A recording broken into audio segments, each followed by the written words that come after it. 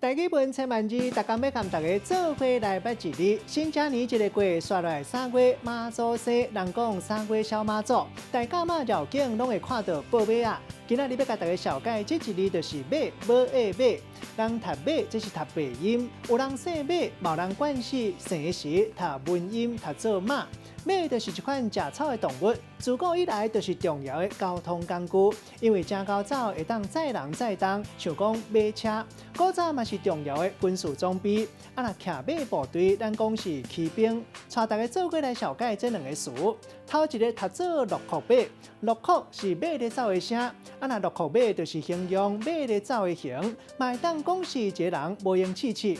像讲过去嘛有一句话，讲一个人若是做恶做毒，也马鹿壳，意思就是叫人唔通做歹代志。另外嘛有一款囡仔骑咧耍的叉马，会当头前后壁海叮当，共款嘛叫做鹿壳马。第二个词读做老屎马，这个意思是讲一个人亲像老屎马共款，无路用、无路财、饭桶。咱用一句话来举例，甲这两个词夹做伙。比如讲，这只鹿壳马实在是老屎马，囡仔生无两个就败马，规个哩哩啦啦袂起来。今仔日小解这一日读做马，这是白音；另外一个文音读做马，提供给观众朋友来参考。